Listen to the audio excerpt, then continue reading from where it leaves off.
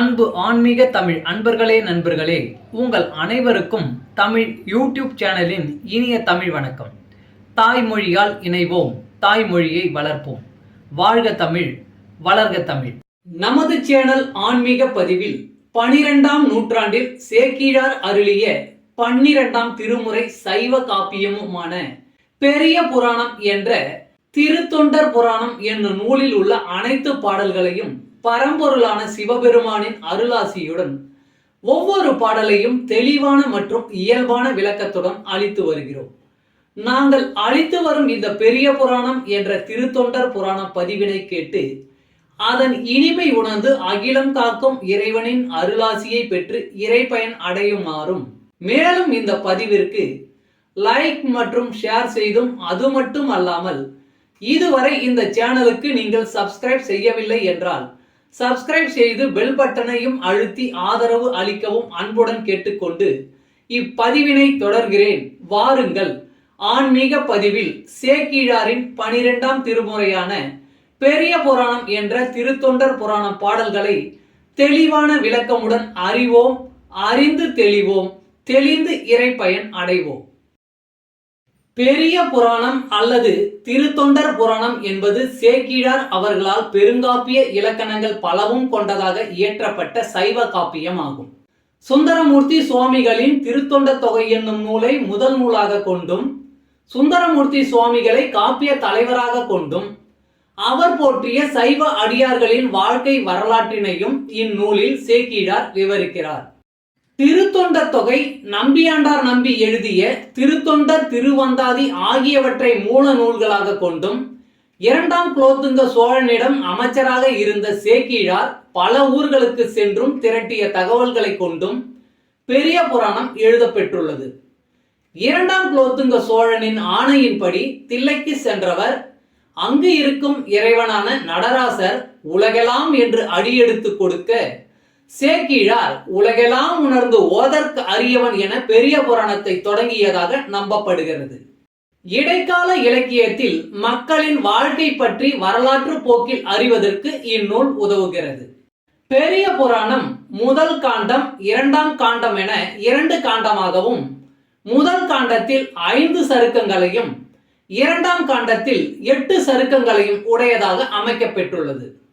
சுந்தரமூர்த்தி சுவாமிகளின் திருத்தொண்ட தொகையில் இடம்பெற்றுள்ள பாடல்களின் முதல் வரியே சருக்கங்களின் பெயர்களாக உள்ளது. காப்பிய கதையானது கைலாயத்தில் தொடங்க பெற்று சைவ அடியார்களின் வாழ்க்கையை விவரித்து இறுதியாக கைலாயத்தில் முடிகிறது. முதற்காண்டத்தில் திருமலை சருக்கம், தில்லைவாழ் அந்தணர் சருக்கம், இலைமலிந்த சருக்கம், மும்மையால் உலகாண்ட சருக்கம், திருநின்ற சருக்கம் என்ற 5 சருக்கங்களும், 2ஆம் காண்டத்தில் வம்பரா வரிகண்டு சருக்கம், வார்கொண்ட வனமுலையால் சருக்கம், பொய்யடிமை இல்லாத புலவர் சருக்கம், கரைக்கண்டன் சருக்கம், கடல் சூழ்ந்த சருக்கம், பத்தராய் பணிவார் சருக்கம், மன்னிய சீர் சருக்கம், வெள்ளானை சருக்கம் என்னும் 8 சருக்கங்களும் அமைந்துள்ளன. இந்த 13 சருக்கங்களிலும் உள்ள மொத்தம் 4286 பாடல்களையும் ஒவ்வொரு பதிவிலும் ஒவ்வொரு பாடலாக தெளிவான மற்றும் இயல்பான விளக்கமுடன் கேட்டு இறைப்பயனை அடைய உள்ளோம்.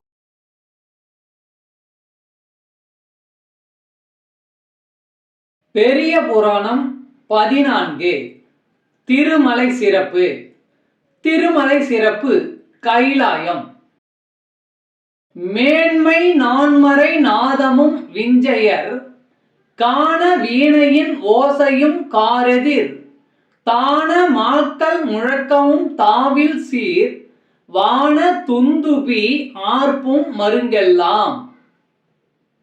மேன்மை நான்மறை நாதமும் விஞ்சையர் காண வீணையின் ஓசையும் காரெதிர் தான மாக்கள் முழக்கமும் தாவில் சீர் வான துதும்பி ஆர்ப்பும் மருங்கெல்லாம்.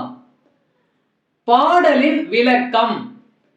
ஓதும் நான்மறை இசை விஞ்சையர் வீணை இசை கார்மேகம் போல மாந்தர் கொடை வழங்கும் இசை, வானவர் முழக்கும் துந்துமி இசை ஆகியவை திருமலை எங்கிலும் முழங்கிக் கொண்டிருக்கும்.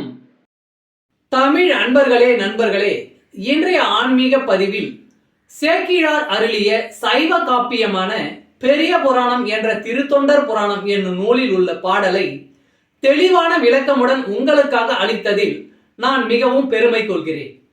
இப்பதிவில் அளிக்கப்பட்ட சைவ காப்பியமான பெரிய புராணம் என்ற திருத்தொண்டர் புராணம் பாடலின் விளக்கம் யான் அறிந்து கொண்டவை. யான் அறிந்த இந்த காப்பியத்தை நீங்களும் அறிந்து இறை பயன் பெற வேண்டும் என்பதற்காக இங்கே அளித்துள்ளேன். யான் அளித்த இப்பதிவானது ஏதேனும் ஒரு வகையில் உங்களுக்கு உதவும் என்று நான் மிகவும் நம்புகிறேன். மேலும் இப்பதிவினை கேட்டு இன்புற்று அதன்படி நீங்கள் இறை பயன் பெற்றால் அதில் எனக்கு மிக்க மகிழ்ச்சியே. வாழ்க வளமுடன். சர்வம் சிவமயம். இறை அருள் பெறுவோம், இன்பமாய் வாழ்வோம். அன்பு ஆன்மீக தமிழ் அன்பர்களே, நண்பர்களே, இவ்வீடியோ பதிவினை கேட்டு இன்புற்று ஆதரவு அளித்த அனைத்து தமிழ் உள்ளங்களுக்கும் எங்கள் மனமார்ந்த நன்றி. மேலும் இப்பதிவு உங்களுக்கு பிடித்திருந்தால் லைக் மற்றும் ஷேர் செய்து, இதுவரை இந்த சேனலுக்கு நீங்கள் சப்ஸ்கிரைப் செய்யவில்லை என்றால் சப்ஸ்கிரைப் செய்து ஆதரவு அளிக்க வேண்டி அன்புடன் கேட்டுக்கொள்கிறேன். நன்றி.